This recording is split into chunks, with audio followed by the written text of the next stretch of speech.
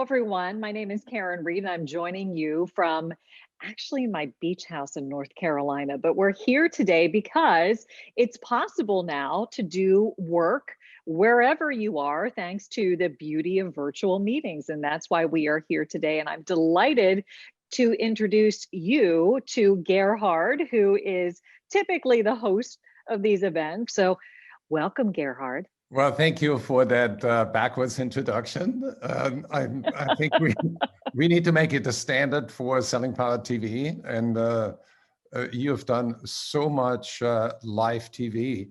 How did you learn how to become comfortable in front of a camera? Well, honestly, I think that it's something that has just developed over decades of appearing in front of a camera. I mean, I started off in TV news when I was a senior in college and started working for the CBS affiliate that was local at that time. And I had a career that was almost 15 years long in TV news and felt really comfortable just being able to communicate through the camera.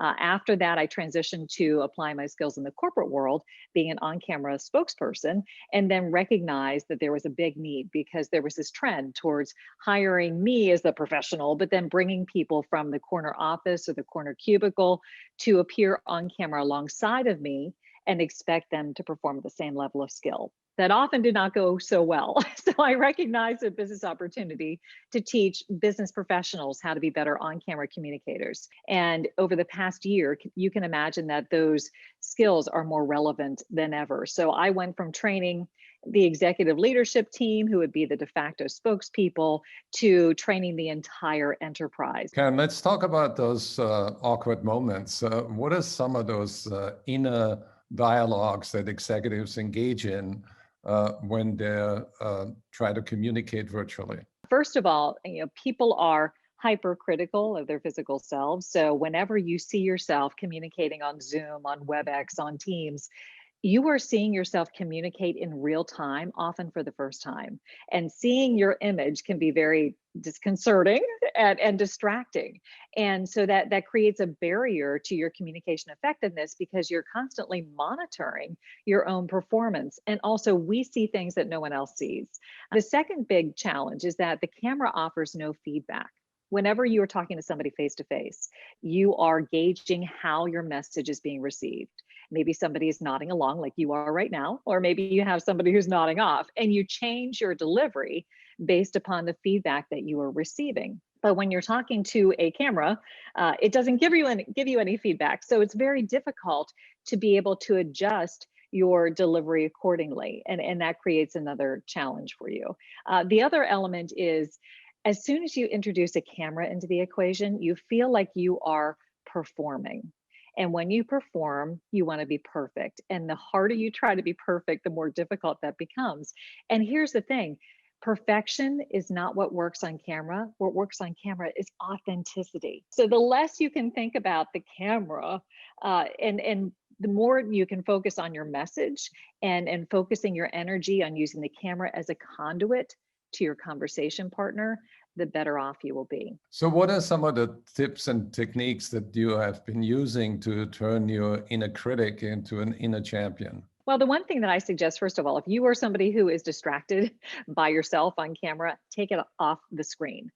In Zoom, for example, they have an option that's called hide self view. Click on that and you will disappear from the screen, which allows you to just see the people who you are conversing with. Right. The other idea is just remembering that there is a person on the other side of that camera lens who is receiving your message, and it's all about them. And so you want to focus your energy through that camera lens, and you want to interact with the camera as if it's representing a person, which it is. Now, there are a couple of tricks that I suggest for my clients. Some people will take a picture of a family member or a colleague, a friend, and put it beside their camera lens to remind them that they're talking to a person. The other thing you can try is putting like a little set of googly eyes on either side of the camera lens, which helps people to remember that that's where they should be primarily looking whenever they're speaking. What about the background? Early research indicates that people do prefer to see a real background as opposed to a virtual one, even though ones are really easy to throw up there. It allows you to cover up a wealth of chaos if you have it back there. But if you can figure out a place that can be curated, meaning that Right. it doesn't have to be out of a Hollywood movie set, but Right. rather something that is uncluttered and with a little bit of depth, you're probably better off, because ultimately you want the focus to be on you, the messenger.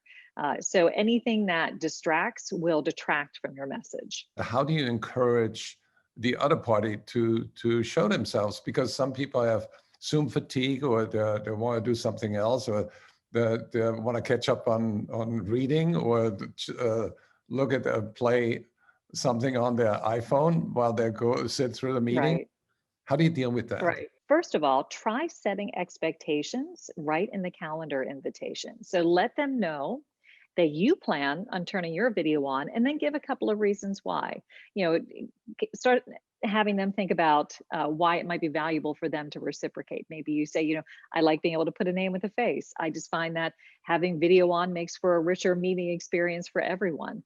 It will get them to start thinking about why they might want to have theirs on as well, or at least put them on notice that this is intended to be a video meeting.